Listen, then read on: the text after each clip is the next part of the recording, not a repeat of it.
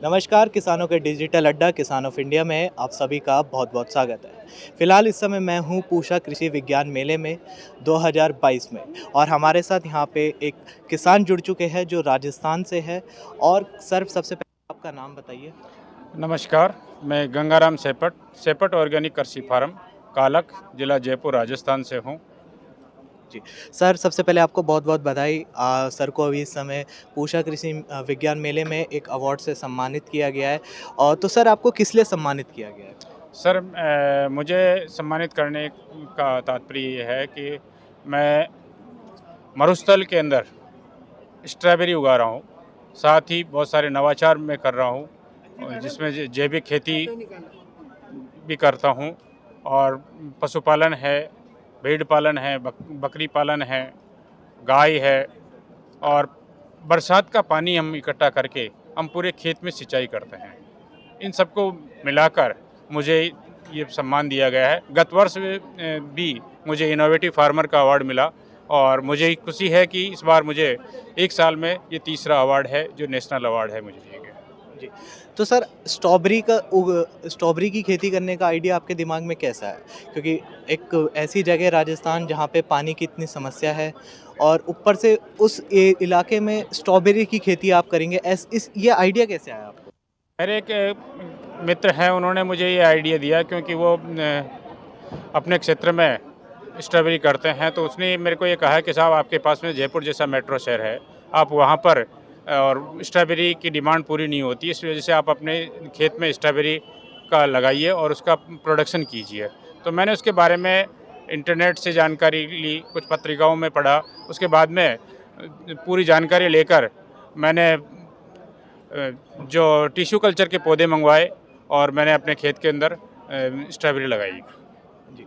तो सर, आपने बताया था कि आप खेती के साथ-साथ पशुपालन भी करते हाँ हैं। जी। तो एक किसान के लिए खेती के साथ-साथ पशुपालन करना कितना ज़रूरी है? जिस प्रकार से खेती कर के साथ साथ में पशुपालन करना एक दूसरे के साथ में पूरक व्यवसाय है।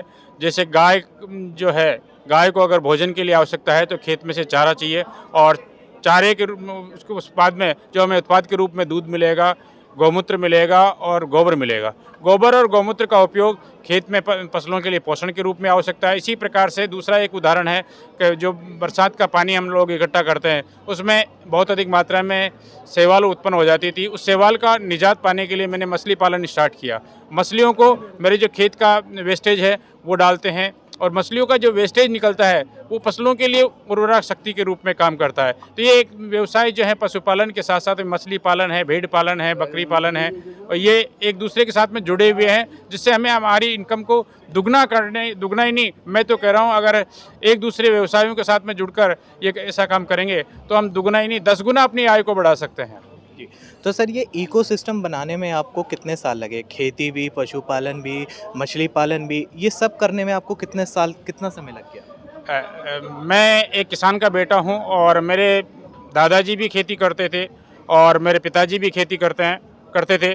तो उन्होंने मुझे सिखाया कि इस तरीके से हम एक दूसरे के पूरक के रूप में इसको काम कर सकते हैं और मैं 2012 से ऑर्गेनिक फार्मिंग कर रहा हूं और साथ में 2016 से मैंने संरक्षित खेती अपनाया और आज मेरे पास में हर प्रकार की प्राकृतिक खेती के रूप में, जैविक खेती के रूप में, एकीकृत खेती के रूप में मैंने अपने फार्म को डेवलप किया है और किसानों को मैं मेरे यहाँ पर आते हैं उनको मैं प्रशिक्षण भी अवेलेबल करवाता हूँ और जो मेरे यहाँ पे प्रशिक्षण अभी हाल ही में डीडीजी यानी उप महानिर्देशक डॉक्टर AK सिंह जी पिछले संडे को ही मेरे फार्म पर जाकर आए हैं और वो भी मेरी फार्म को देखकर बहुत सराहना करके गए हैं कि बहुत अच्छा आपने मॉडल किया है और किसानों के लिए प्रेरणा स्रोत के रूप में काम कर रहे हैं। जी।